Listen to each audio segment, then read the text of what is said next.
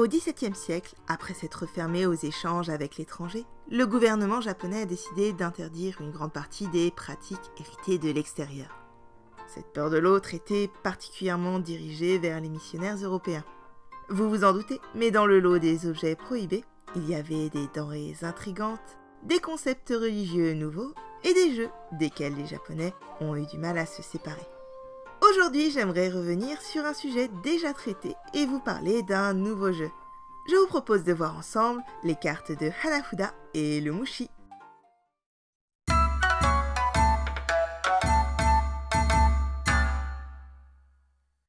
Bon, premièrement, tada! Nouveau format. Plutôt que de diviser les vidéos en deux, je réunis tout en un. Et j'ai aussi un peu revu l'esthétique. Et deuxièmement, je vais revenir durant cette vidéo sur des trucs que j'ai déjà dit dans la toute première vidéo de la chaîne. Parce que bon, il y a quand même quelques âneries. Mais faut me le dire les gens quand je fais ça! C'est pas gentil de me laisser dans l'erreur. Bref, depuis quelques années déjà, l'Occident découvre timidement les plaisirs du Hanafuda et les associations qui souhaitent faire découvrir les jeux japonais grandissent en France. Et probablement dans le reste de la francophonie, mais j'avoue que je suis pas trop au courant. La plupart de ces élans d'intérêt sont inspirés par la présence des dits jeux dans des mangas et animés. Alors que les films de Yakuza devraient aussi en inspirer certains. Et je dis pas ça pour vous inciter à regarder quoi que ce soit. Enfin si, mais... Bref, le Hanafuda a fait un retour en force, et les tournois utilisent majoritairement les règles du Koi-Koi, un jeu de stop ou encore qui a vraiment éveillé en moi l'intérêt pour les jeux japonais. Mais un jeu de Hanafuda, c'est pas juste une seule règle de jeu. Par exemple, vous ai-je déjà parlé du Mushi, un jeu pour les Hanafuda qui serait originaire du Kansai. C'est un peu un Koi-Koi simplifié, donc j'invite ceux qui n'ont jamais osé utiliser leur jeu de Hanafuda à le ressortir. Ce jeu se joue à 2 joueurs strictement et peut durer entre 15 et 30 minutes. À partir de 8 ans, environ, je pense. Mais je vous laisse écouter votre cœur pour juger de ça. Pour y jouer, vous allez devoir sortir du jeu les cartes de juillet du Lespédez et de juin de la Pivoine. Au début de la partie, vous décidez qui sera le donneur et premier joueur, aussi appelé Oya. Généralement, chacun pioche une carte et la carte qui représente le mois le plus avancé dans l'année prend la main. Pour info, voici les correspondances entre les fleurs et les mois. L'Oya va donc distribuer 4 cartes face cachée d'abord à son adversaire, ensuite 4 au centre pour la rivière, puis 4 à lui-même, puis à nouveau 4 à son adversaire, à la rivière et à lui-même. Le reste des cartes constitue la pioche. Tout comme au Koi-Koi, vous allez essayer de faire des combinaisons. Et c'est généralement là que les gens commencent à fuir. Sachez qu'au Mushi, il n'y en a que 4 à retenir, mais restez jusqu'à la fin car ce n'est pas la seule différence. Pour ceux qui ne connaissent pas les règles du Koi-Koi et qui aimeraient quand même avoir un aperçu, je vous mets un lien vers une chouette vidéo en haut à droite. Sinon, c'est pas grave, je continue à expliquer. L'Oya commence. Il devra choisir une des cartes de sa main pour la poser dans la rivière. Si la fleur sur cette carte est la même que l'une de celles déjà présentes au centre, le joueur peut récupérer ces 2 cartes. S'il y a plus d'une carte qui correspond, choisissez l'une des cartes à associer avec celle que vous posez. Vous avez ensuite la possibilité de capturer des cartes en plus. Sauf que cette fois-ci, vous ne choisissez pas la carte, vous la piochez. Vous allez à nouveau poser une carte au centre et récupérer une carte si elle correspond à la même fleur. Évidemment, pour les cartes posées depuis votre main comme celles qui sont piochées, une carte posée dans la rivière et qui ne trouve aucune correspondance reste dans la rivière. Et elle y demeure jusqu'à ce que vous lui donniez une copine. Notez ici que la carte du saule, qui ressemble à ceci, est à utiliser comme une carte joker dans ses règles. Elle peut capturer n'importe quelle carte lorsqu'elle est posée, sauf les cartes de sa propre famille. Ouais, c'est ballot. Les cartes récupérées sont alors étalées en face du joueur qui les a remportées. Après tout, ce sont les siennes. Vous les comptabiliserez en fin de partie. Car contrairement au Koi-Koi, ce n'est pas un jeu de stop ou encore. Le jeu se finit lorsque vous n'avez plus de cartes en main. Et c'est là que vous allez devoir sortir votre calculatrice car il y a plusieurs choses à prendre en compte pour le scoring. Tout d'abord, vous commencerez par regarder qui a réussi à avoir les combinaisons suivantes. Ngoko, composé du phénix, de la grue, du rideau, de l'homme de la pluie et de la lune. Ce yaku, c'est-à-dire la combinaison, vaut 30 points. Sanko, qui comporte la grue, le rossignol et le rideau, qui vaut 25 points. Kirishima, soit les 4 cartes du Polonia, qui fait 10 points. Et enfin, Fujishima, les 4 cartes de la glycine, qui fait également 10 points. Pour l'exemple, disons que j'ai fait Goko et Kirishima. Notant bien que le phénix compte dans les 2 yaku. J'ai scoré 40 en yaku. Notez bien votre score, vous en aurez besoin pour plus tard. Lorsque vous avez compté les yaku, on passe aux valeurs individuelles des cartes. Car ici, toutes les cartes ont une valeur. Donc, pour chaque carte normale, les joueurs gagnent 1 point. Toutes les cartes ruban valent 5 points. Chaque carte animale vaut 10 points. Comptez parmi ces cartes le coucou, le rossignol, le cerf, les rondelles et attention piège, le saké et le pont. Enfin, chaque carte lumière vaut 20 points. Les cartes lumière sont la lune, la grue, le rideau, le phénix et l'homme de la pluie. Revenons à notre exemple. J'ai 5 cartes lumineuses qui valent 20 points chacune et cette carte normale a 1 point. Je note que j'ajoute 107 points à mon score. Et pour finir, on distribue les malus. Votre adversaire applique un malus équivalent à son score en yaku. Par exemple, si mon adversaire a fait Fujishima, il m'enlève 10 points. Enfin, pour réduire le score à notre note finale, les 2 joueurs se retirent 115 points. Dans notre exemple, on obtient un score de 22 points. Comme le comptage de points se fait à la fin, il est plus simple de se concentrer tout au long de la partie sans interruption. Je trouve aussi que c'est un bon moyen d'apprendre les valeurs des cartes en quelques yaku pour aborder le koi-koi en douceur. Je vous recommande donc de ne vraiment pas craindre le Hanafuda et de vous en procurer un. Et contrairement à d'habitude, pour ce jeu-là, je ne vais pas faire de pub pour l'édition de Robin Red Games. Les règles de jeu spécifiques à certaines règles pourraient vous embrouiller.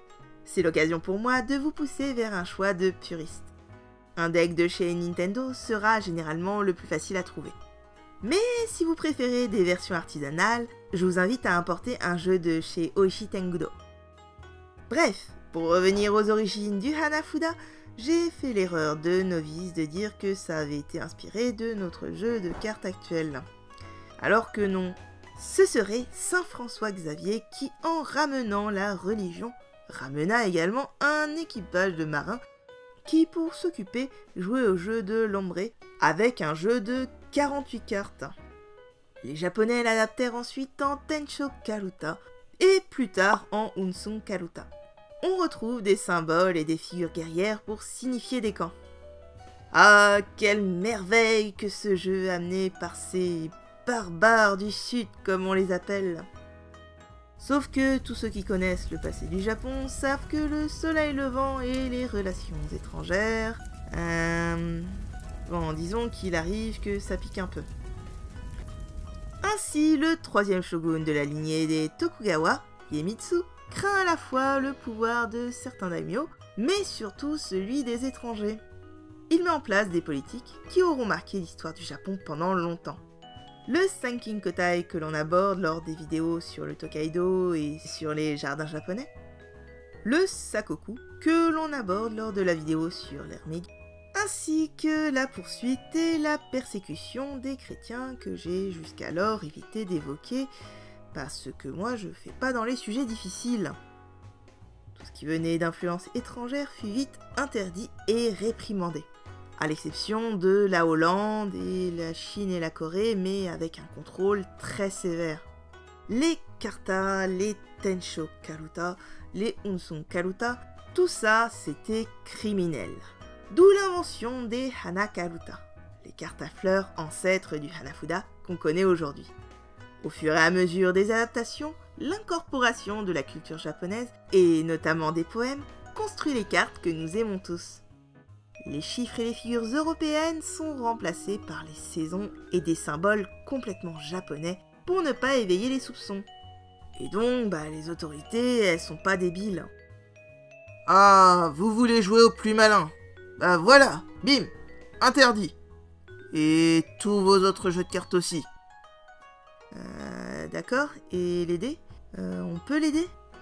Ah non, les jeux d'argent sont la honte de la nation. Bon, du coup, on va jouer avec des coquillages. Seulement s'ils sont japonais. Mais voilà, les gens ils veulent jouer et les coquillages, ça va un moment. Les cartes à jouer et les jeux d'argent se retrouvaient donc dans des salles de jeux clandestines. Cela explique donc le lien historique que les Yakuza ont avec le Hanafuda. Ainsi, les cartes japonaises avaient une fonction bien définie jusqu'à la réouverture du Japon. Celle de faire de l'argent. Et donc, un bon jeu de Hanafuda transmet le poids d'une victoire. Pour avoir un impact, les cartes doivent claquer. Voilà. La qualité d'un bon jeu de Hanafuda se fait alors au travers d'un processus de production exigeant. Traditionnellement, pour fabriquer des karuta, il fallait assembler plusieurs couches de papier washi, un papier fin traditionnel. Certaines fabriques ont pu pendant un temps utiliser de l'écorce entre les couches de papier. Les illustrations étaient produites en sérigraphie ou par tampon, et si texte il y a, comme par exemple dans les Ogura Hyakuni Isshu, un manuscrit intervenait. De même, la technique de pliage des rebords nécessite, d'après ce qui se dit, un bon coup de main pour s'assurer que les différentes couches ne se désolidarisent pas. Cela signifie qu'il fallait plusieurs artisans spécialisés pour obtenir une seule carte. Le résultat est un bel objet et un paquet de cartes bien cher. Mais comme elles étaient utilisées dans des salles où l'on jouait de l'argent, il était primordial qu'elles soient parfaites, sinon on pouvait être accusé de tricherie. Être un artisan perfectionniste, c'était un gage de confiance pour une certaine clientèle. Des fabricants reconnus pour la qualité de leurs produits furent Oishi Tengudo, qui aurait commencé son activité en 1800 en se cachant derrière son commerce officiel de marchanderie. Mais bon, comme c'est pas recensé, va falloir les croire sur parole. Ils font d'ailleurs encore des produits faits main, et je vous recommande d'ailleurs au passage leur blog, si jamais vous parlez un peu japonais. Bien sûr, l'entreprise la plus connue de toutes est Nintendo, qui s'est quand même beaucoup moins intéressé à son activité de jeu de cartes depuis les inventions de Gunpei Yokoi. Mais avant cela, Nintendo Koppai avait déjà une bonne renommée dans le domaine des jeux de cartes. À l'origine de cette société à succès, Fusajiro Yamauchi. Ce monsieur fréquentait les salles de jeu et appréciait particulièrement le Hanafuda. Lorsque l'interdiction sur les jeux de cartes a été levée, la ville de Kyoto, qui regorgeait déjà d'artisans, était en effervescence. Monsieur Yamauchi, sentant qu'il y avait un marché, se lança dans la production de cartes de Hanafuda en parallèle de son activité de base qui était le ciment. Ces produits étaient bien appréciés et parce qu'il était doué pour créer des opportunités, il a su positionner ses produits sur beaucoup de marchés, réussissant à passer d'un secteur largement associé à l'artisanat et à la pêche à un univers très familial et à de la production de masse. Produisant au passage des paquets de cartes d'une variété époustouflante pour l'époque. Alors que beaucoup de concurrents déposaient le bilan durant les diverses crises qu'ont connues le Japon, Nintendo et d'autres fabriques se sont diversifiés pour assurer leur survie. Finalement, le succès de Nintendo a eu beaucoup d'influence sur l'image qu'on se fait d'un Hanafuda à notre époque. Et son essor national et international a instauré sa version principale comme le Hanafuda, représentant de tous les Hanafuda. Finalement, le Daitoryō porte bien son nom. Et oui, car le Hanafuda, il y en a plein de versions. Par exemple, les régions du Japon ont des versions variées. Une de mes versions préférées, c'est celle de la région de Chubu. Les Echigo Kobana, comme on les appelle, rajoutent de la peinture dorée ou argentée pour cacher les dessins. Vous pensez peut-être que c'est dommage, mais apparemment cette esthétique serait l'héritage de diverses façons de cacher qu'il s'agit en fait de cartes de Hanafuda. Pour contourner les autorités, les cartes étaient stylisées et décorées pour les déguiser en utakaruta, c'est-à-dire des cartes à poèmes. Les Echigo Kobana sont particulièrement associés à la préfecture de Niigata. Mais d'autres régions prenaient les choses autrement. On pensera au Kintoki-hana, originaire de Shikoku et adopté dans la région de Chugoku. Plutôt que de cacher les cartes, le deck assume d'être dérivé des cartes numérotées en affichant des nombres, permettant plus facilement de jouer à des jeux d'inspiration occidentale. Il y a aussi les Ryukyu Hanafuda originaires d'Okinawa et adoptés dans toute l'île de Ryukyu et qui sont plus fidèles à la culture de ces régions. Bien sûr, il y en a plein d'autres encore, mais rien qu'au sein de la ville de Kyoto, on retrouvait déjà différentes versions proposées par différents fabricants. Par exemple, la société Matsui Tengudo produisait des cartes à 14 mois. rajoutant le lotus et le bambou, créant ainsi les Ryukomana. Cette version aurait été pensée pour jouer à 4 joueurs au jeu du Hachi Hachi. Et ceux qui adorent le Hanafuda savent que d'autres pays se sont bien appropriés le jeu. Les Coréens ont donc le Hwatu et les Hawaïens aussi ont leur propre jeu également. L'influence que le Hanafuda a eue dans la culture populaire a déjà été abordée dans ma première vidéo. Et j'aimerais vous conseiller encore autre chose puisque dans plusieurs jeux de la série Yakuza, vous pourrez faire l'expérience virtuelle d'une salle de jeu, de Yakuza. Et d'ailleurs le Hanafuda est une référence de fond récurrente des vieux films de Yakuza. Si vous vous intéressez au Hanafuda et que vous souhaitez à terme découvrir le Koikoi, je vais encore une fois vous conseiller de vous orienter d'abord vers des versions occidentales. Comme celle de Robin Red Games, que j'ai appelée Red Robin Games dans ma première vidéo. Je suis désolée. Encore une fois, elle est parfaite pour apprendre quelques règles.